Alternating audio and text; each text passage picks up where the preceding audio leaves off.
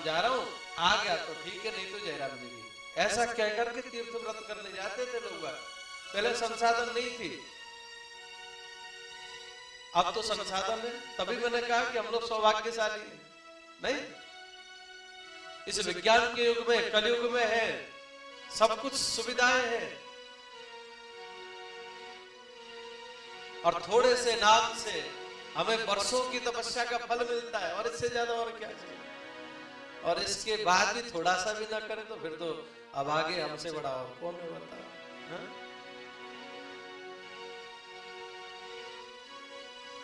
हरिद्वार ही क्यों?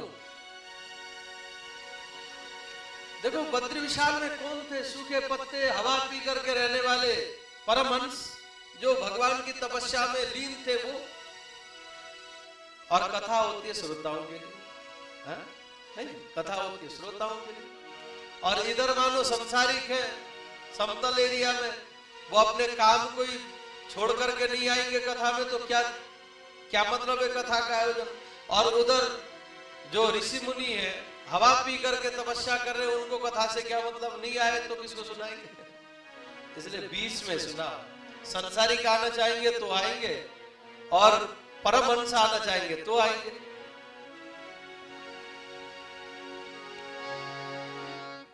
राम नाम मणिदीप धर जी हरिद्वार, तुलसी भीतर बाहर जो चाहत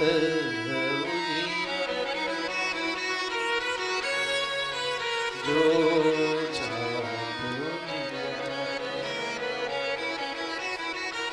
मानो भाव यही है सर। हमारे पास एक दीपक है, अगर हम चाहें कि भीतर भी प्रकाश हो बाहर भी प्रकाश हो, तो उसको कहां रखना पड़ेगा? दिल्ली में, है ना? वही भाव कि अगर संसारिक सुनना चाहेंगे तो भी हरिद्वार में आएंगे, और परमहंस से सुनना चाहेंगे तो भी हरिद्वार में आएंगे। बीच स्थान पर रखा कथा का आयोजन। और सज्जनों, आज 4 कुमार व्यास गद्दी पर बैठे हैं सज्जनों, और भक्ति ज्ञान वैराग्य के लिए आसन रखा है, और स्वयं परीक्षित बन करके नारद जी महाराज बैठे हैं। और कथा जब प्रारंभ हुई सज्जनों, संतों को जब पता पड़ी कथा हो रही है, अब तो सज्जनों सब लोग भगे भगे आए हैं। बड़े बड़े संत मुनिजन आए। श्रीमद् भागवत पीयूष पानाय रसलंपटः, भागवत के रस के पान करने वाले रसिक श्रोता जन आए सज्जनों। अपने कार्य को छोड़ करके, अपने कार्यों को अपने व्यस्ततम समय से निकाल करके, समय निकाल करके प्रभु की कथा श्रवण करने हेतु पधारे सज्जनों। देखते देखते भीड़ एकत्रित हो गई। बड़े बड़े संत महंत ऋषि मुनि परमहंस भी भगवान की कथा को श्रवण करने के लिए सज्जनों उस स्थान पर आए। और एक भृगु जी महाराज थे। भृगु जी महाराज लोगों को के घर में जा जा करके बुलाते, अरे भैया क्या कर रहे हो? बोले फलाना काम कर। अरे बस काम, जब तक रहेगी जिंदगी फुर्सत न होगी काम से, है? थोड़ा समय निकाल लो और प्रेम कर लो भगवान से। बड़े बड़े ऋषि आए। भृगुरु वशिष्ठ श्रवणस्य गौतमो मेधातिथिर्देवर देवरातो रामस्तथा गादिसुतस्य साकलो मृकण्डपुत्रो त्रिजप्रह्लादः योगेश्वरो व्यासपराशरो च छाया सुकोजाजलि जग्मुख्यः सर्वेप्यपि मुनिगणाः सह पुत्र शिष्या। अनेकों ऋषि मुनि सज्जनों, व्यास जी महाराज यहाँ पर, सुखदेव स्वामी सब कथा में आए हैं सज्जनों। जब 4 कुमारों ने कथा करी, नारद जी महाराज भक्ति ज्ञान वैराग्य के कष्ट को दूर करने के लिए हरिद्वार में जब कथा का आयोजन हुआ। और देखना, एक जो है ना कथा, एक बड़ी अच्छी बात बताते हैं हमारे ज्ञानी जन। भृगु जैसे मुनि उनको क्या पड़ी थी कि घर घर में जाकर के कथा के लिए प्रेरित करते, बोले जाओ सुनने के लिए, चलो चलो चलो। तो जानते हैं इसमें बड़ी रहस्य की बात है। हाँ, भृगु जी महाराज जानते थे, देखो परसेंटेज का खेल है। गांधी साहब में परसेंटेज तो हम लोग कमाते ही और कमाना भी चाहिए, है ना, समय आने पर कमाना भी चाहिए क्योंकि जरूरत है। पर ये जो आध्यात्मिक परसेंटेज है, आपके द्वारा प्रेरित होने पर यदि कोई कथा सुनने आता है तो 100% में 90% उसका, 10% आपका है। ये बात भृगु जी महाराज जानते थे, इसलिए गए, बोले भैया क्या कर रहे हो, काम तो चलता रहेगा, है ना, इसलिए चलो अधिक से अधिक चलो, थोड़ा समय के लिए चलो, जो भी समय प्राप्त हो चलो। देखते देखते हजारों लाखों करोड़ों की संख्या में भीड़ एकत्रित हो गई। अब तो भागवत का गायन करने लगे सज्जनों। जय सप्त नम सर्व संग सप्तस्ततीव चह चूर्ण राजा प्रसूनानाम निक्षेप सुमहानवो। जय हो जय हो जय हो के साथ में जैसे भागवत की महिमा का गायन करने लगे। सदा सेव्या श्रीमद् भागवती कथा यस्य श्रवण मात्रेण हरिचित्तम समाश्रये। भागवत की कथा सदैव श्रवण करो, जिसके श्रवण करने मात्र से ही आपके हृदय में आकर के भगवान चिपक जाएगा। अच्छा ये बताइए, एक प्रैक्टिकल की बात, हम लोग कितने एक आध घंटे से तो सुन ही रहे, अच्छा तीन घंटे से, मुझे ऐसा लगा 1 घंटा ही हुआ है, 3 घंटे हो गए। 3 घंटे से हम लोग सुन रहे, तो हम लोगों को ऐसा आवाज हुआ कि नहीं कि हमारे अंग संग में भगवान है, ऐसा प्रतीत हुआ कि नहीं हम श्रोताओं को? हुआ कि नहीं? क्या भगवान की कथा सुनते समय आपको ऐसा लगा कि यार कब छुट्टी मिले थोड़ा बाहर घूमे, ऐसा मन में आए? भक्ति शक्ति भाव आए? नहीं आएगा, आ भी नहीं सकता, क्योंकि भगवान की कथा कैसी है? यश श्रवण मात्रेण हरिचित्तम समाश्रयेत्। वो भगवान की कथा सुनने मात्र से वो आकर के हमारे चित्त में चिपक जाता है सजनों, समा जाता है। और जिसके चित्त में, जिन भक्तों के चित्त में भगवान चिपक जाए, उस भक्त का चित्त फिर इधर उधर थोड़ी चिपकेगा। जहां चिपकना है वहां चिपक जाता है बस। भगवान ही जिनके चित्त में, भक्तों के चित्त में चिपक जाए, फिर उसको कोई इधर उधर क्या प्रयास करना, क्या चाहिए उसको?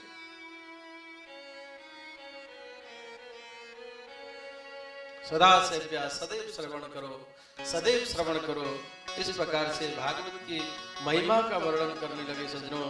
एकम भागवतम शास्त्रम मुक्तिर्दानेन गर्जति। एक भागवत शास्त्र एक ऐसा है, हे नारद जी महाराज, जो मुक्ति देने के लिए सक्षम है, जो गर्जना करता है। कथाम भागवतस्यापि नित्यम भवति यत् गृहे तत् गृहम तीर्थ रूपम ही वसताम पापनाशनम। जिस घर में देखिए कितनी महिमा है।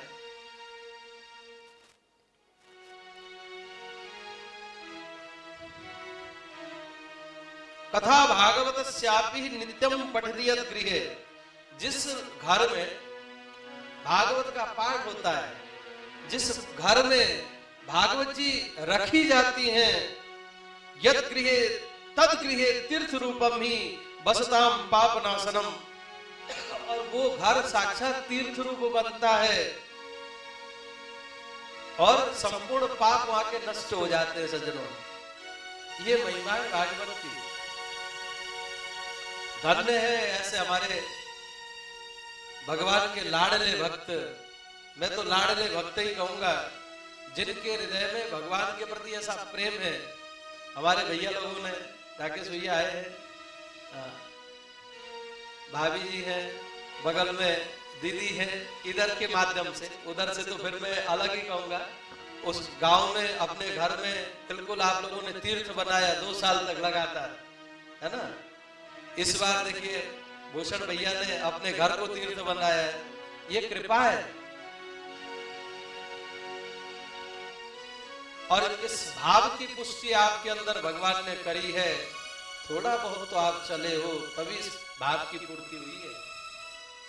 मैं थोड़ी देर पहले भी निवेदन किया था, जब तक चलना प्रारंभ नहीं करेंगे मंजिल तक नहीं पहुंच सकते। चलना प्रारंभ आपने किया, गंतव्य तक भगवान ने पहुंचाया। और ये भाव सर्वत्र फैले, है ना, सर्वत्र ये भाव फैले। हम सबका घर तीर्थ हो, हम घर सबका घर धाम हो, हम सबका घर मंदिर हो सजनों।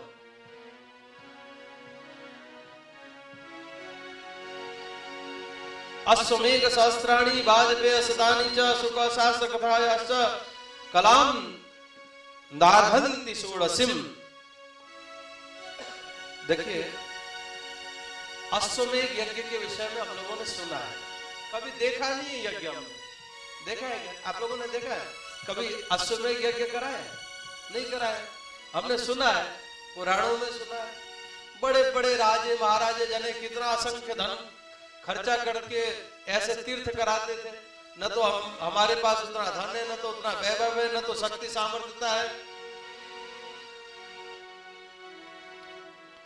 पर भागवत की क्या महिमा है अनंत। अश्वमेघ सहस्त्राणि वाजपेय शतानि च,